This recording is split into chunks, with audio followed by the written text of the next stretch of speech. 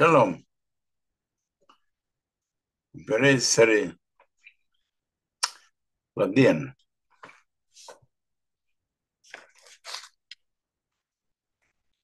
Es pie manis atbraucu viens garīgs brālis no Rīgas. Mums iesākās interesanti garīga tāda saruna. Tā parasti notiekās, kad satiekās divi vai vairāk cilvēki, jā, garīgi. Un tieši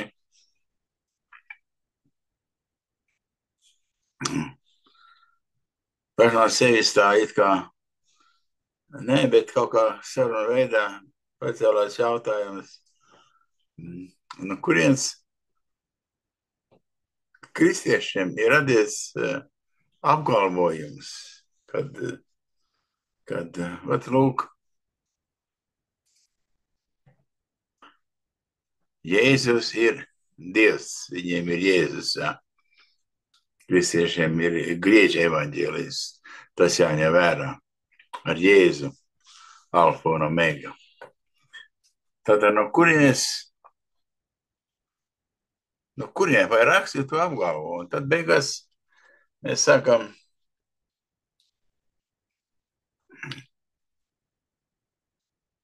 pētīt jauno derību, sākam pētīt еврейский Новый Завет. Un šeit ir tieši pēc īvita teksta, kad ir Habrit Akadašā.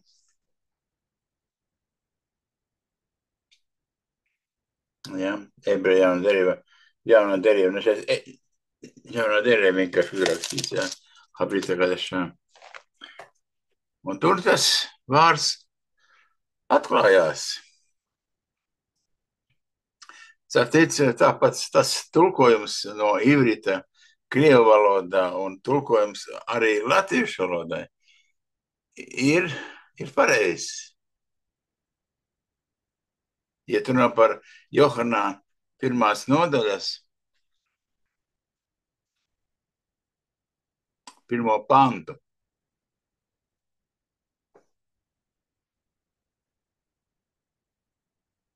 un 2. pantu.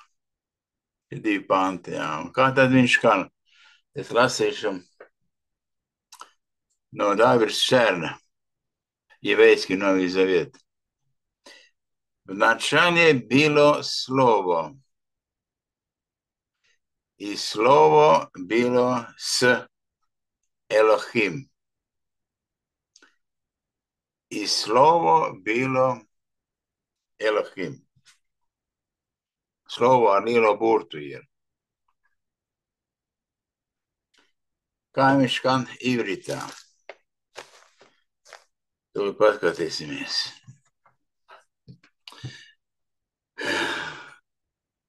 Bereshit היה הדבר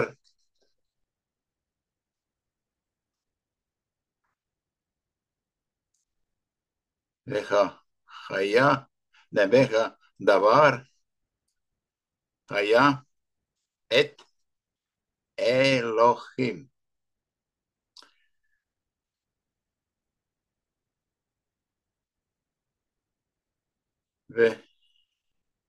והוא הדבר היה אלוהים. Lūk, tāds uz teksts, ja šeit ir ivritā. Redziet, šeit es lasīju, ja. Šeit mums ir ivritā. Varat salīdzināt, ja ir vēlēšanās. Nu, lūk.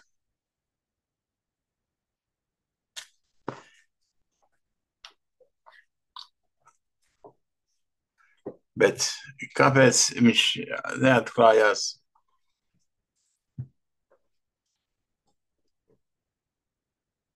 Kristiešiem tā, kā šeit ir uzrakstīts. Saprotiet, šeit var saprast dažādi.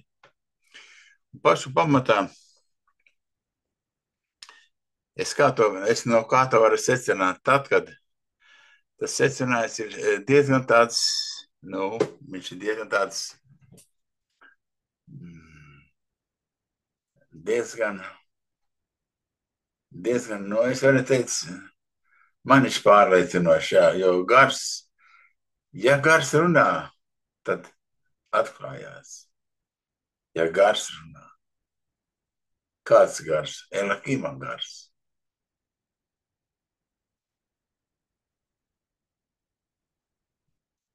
Viņš atklāja šo ievrita vārda dižo nozīmi, garīgo nozīmi. Ir teikts, načāle bīlo, sākumā bija vārds. Un šis vārds bija ar Elahim.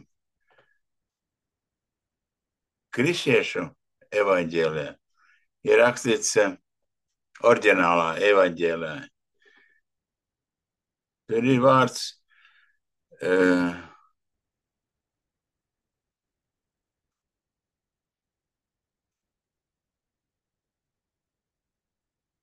Teos.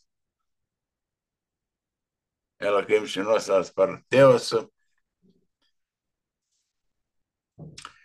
Un vārds ir tūkots par izrukos kā momentāli piemiršu. Atcerēsos, pasacīšu. Jā, redziet, bet lieta ir tā, ka šis vārds bija, slovo bīlo. Tas ir pagātnē. Viņš atcerās, jā, tas vārds atcerās mums, jā, bet viņš bija.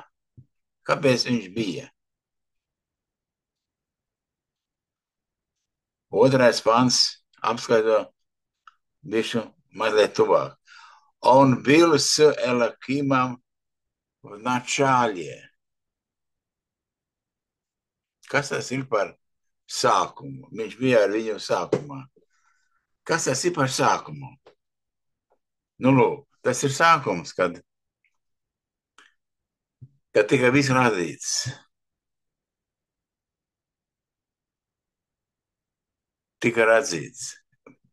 Un pagāja ļoti ilgs laiks, kad cilvēki vairojās, piepildīja zemi, ražoja, mācījās, pielūdza Elohimu, pielūdza elkus.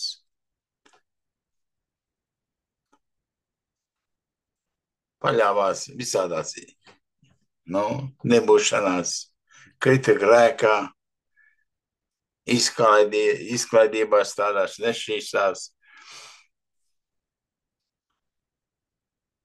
ar plūdiem, ar jaunu pateic, cilvēku iesākumu radīšanā ar Noās plūdiem,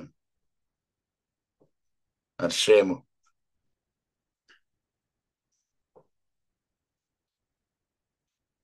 Un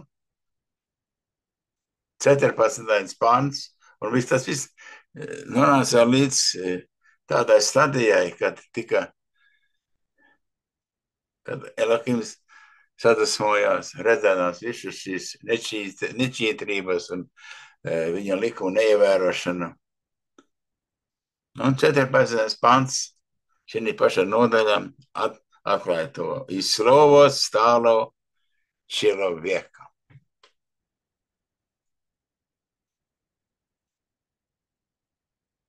Saprotiet? Visu laiku šis vārds bija pie Elohima. Caur viņu viss ir atzīts, to mēs zinām. Viss dzīvais, viss nedzīvais, caur visu viņa atzīts. Viņš visu laiku bija pie Elahima. Viņš pavadīja ebreju tautu laukā no Eģiptes gūsta. Viņš vadīja viņu pa tuknesi mākoņa veidā. Viņš atradās pie tēva. Ja ir rakstīts, Islova Bīlo bija. Bet tad, kad viņš kļuva kā cilvēks, kad tēvs nolēma kā cilvēku slūtīts viņu šīs planētas zemes, lai viņš nomirtu par ikviena cilvēka grēkiem un lāstiem pie Golgotas soda staba. Tad vārds kļuva kā cilvēks. Viņš vairs nebija pie Elahima. Un šī pašā pantā 18. pants pieliek punktu visam tam, kas kristiešiem būtu jāievēro. Proti, 18. pants saka, никто никогда не видел Элохима. Tātad, latviešu tekstā kā ir rakstīts, Dievu neviens nav redzējis. Но единственный неповторимый Сын,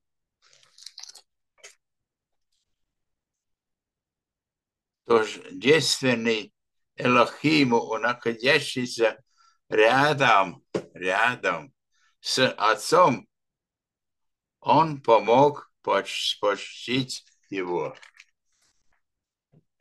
No tā laika, kad Tēvs sūtīja savu dēlu uz šīs planētas zemes, viņa atradās visa Elahima būtība. Viss, kas bija Elahim, tas ir dēlā. Dēls neko nedara no sevis. Kā viņam tēvs liek, tā viņš dara. Un ko viņam tēvs, debesu tēvs, liek runāt, to viņš arī runā. Un ja mēs atmetam visu to, es esmu redzējis, dzirdējis daudzas mācītājas, kuri nepiekrīt tam, ko saka Ješua, ko saka dēls. Tātad, ja nepiekrīt tam, ko saka dēls, redzē, tas cilvēks nepiekrīt arī tam, ko saka Elahim, jo dēls nerunā no sevis neko. Viņai nav nekas no sevis. Visu viņš runā to, ko tēvs viņam liek, ko tēvs viņam ir pasacījis, ko tēvs viņam līdzis pasacīt, un ko tēvs viņam vēl liks pasacīt. Tad tiek atmest ne tikai Ješua, tiek atmest ne tikai arī, tiek atmest arī, tiek atmest Elahim, mūsu radītājs. Nesen bija tāds gadījums ar vienu ebreju mācītāju, kurš apgalvoja, ka Pesakā pie Ješua sedera nevajag vairāk mazgāt kājas, kā to darīja Ješua, kurš atstāja savu priekšzīmi, lai mācekļi cita mazgātu kājas, lai mācekļi mazgātu kājas. Jo tad Ješua būs pie viņiem. Tā arī viņš pasakīja, ja es jūsu kājas nemazgāšu, jums nebūs dalībā pie manis. Tātad, ir dalība pie viņa, tad ir dalība arī pie mūsu radītāja. Tas ir skaidrs, taču atmest to kā ebreju gudro iestādījumu, kad tagad pietiek tikai rokas mazgāšana, tas nav pareizi. Tā ir malda mācība. Tā ložnī. ложная учеба, да. Это так. Tāpat arī šeit ir jāsaprot, kad viņš pārstāja būt, kad viņu varēja saukt, kad viņā viņš, kad slova bila s Elahimam. No turienes interpretēt, kad viņš ir Dievs, kad Jēzus ir Dievs, ir ļoti nepareizi, jo šeit ir raksts apgalvo, ka neviens nav redzējis Elohimu. Un kad viņš pārstāja būt Elohims tad,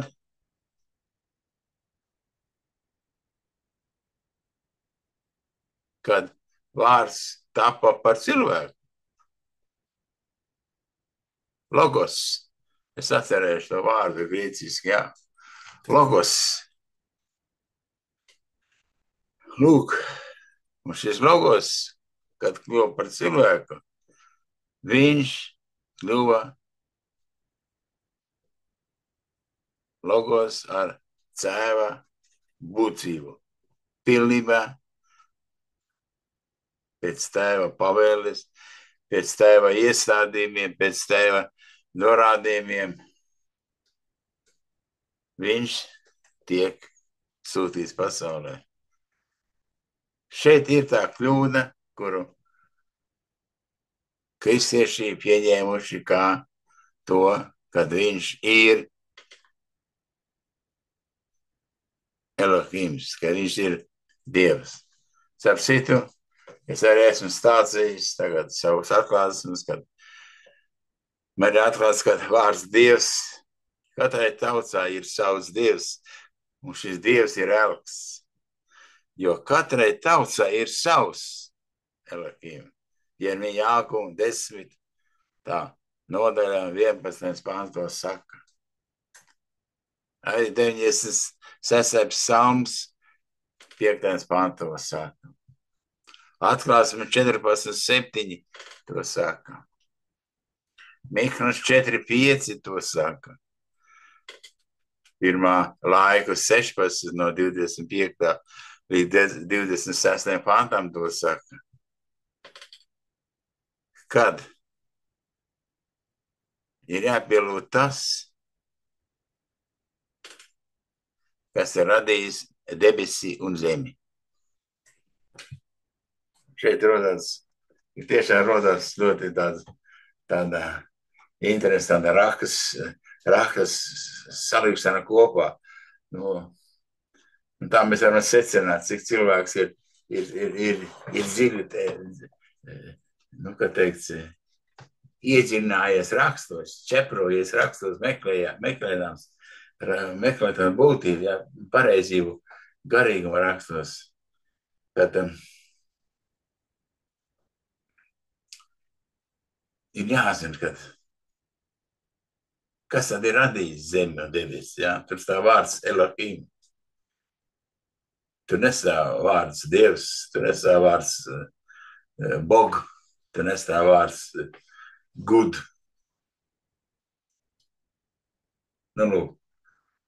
Tādas ir tās būtības, kuras ir jāņem vērā. Ka tur nestāv arī par tādā laikā, kad tika radīts debesis, kad tur nevienas dzīvās būtnes nebija. Tur neviena tauta nebija.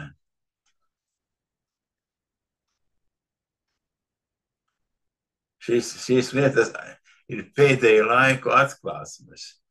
Tās Elohim dod pēdējo laiku saviem bērniem, arī savām meitām. Viņš dod šo atklāsmi, lai iet un pastāstītu patiesību.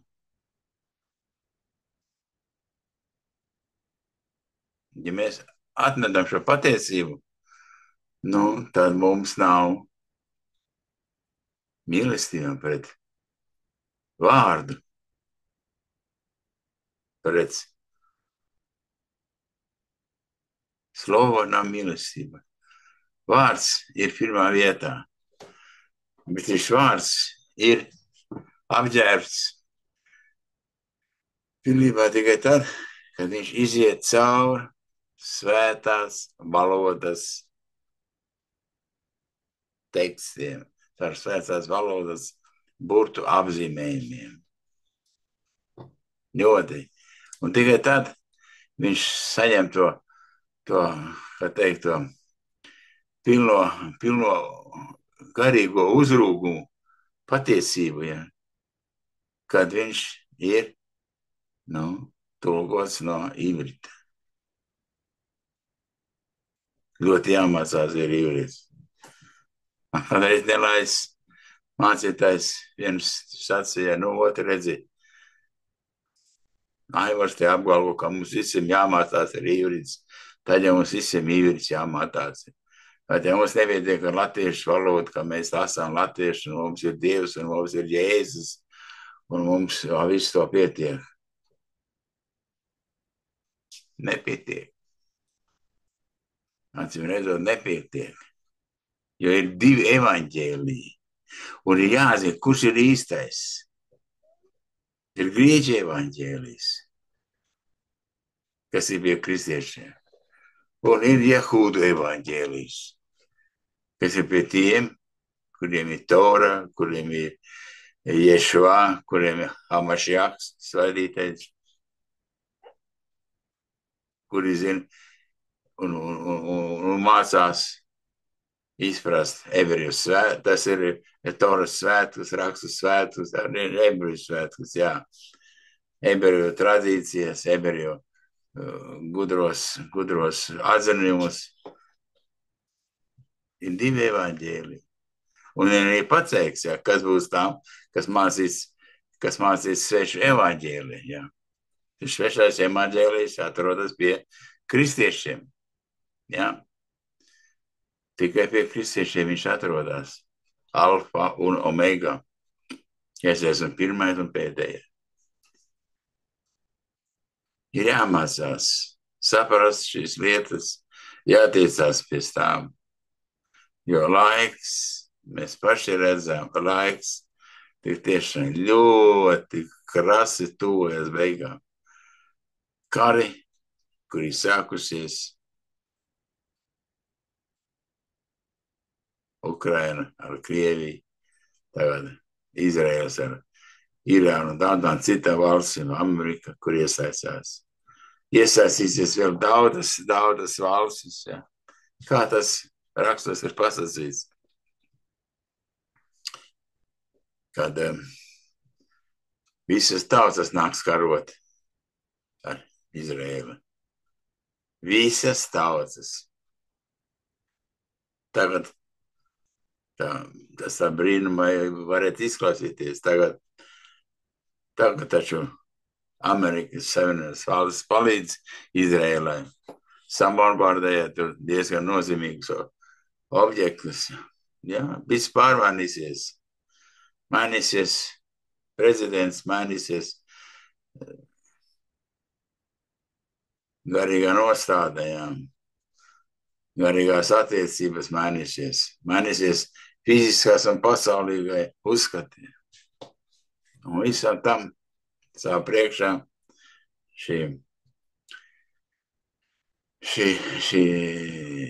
nepareizā mācība, kurai jāiet cauri, kurai ir jāatrod neīstais, jo ne par velti arī latviešu valodas bībele saka, ka ir viens neīstais, jāatrod neīstais.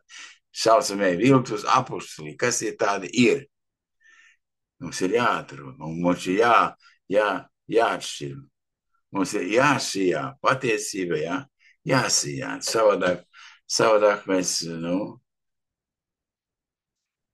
iekritām bedrē.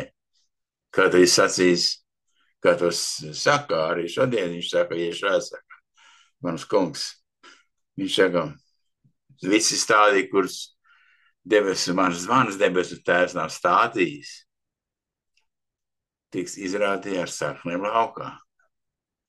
Atstājiet tos, viņš saka.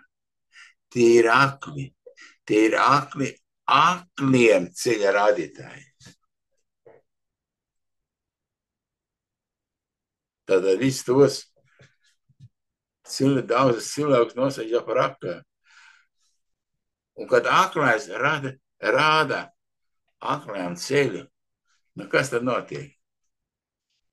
Neviens neredz ceļu pareizo, un abi iekrīt bedrē.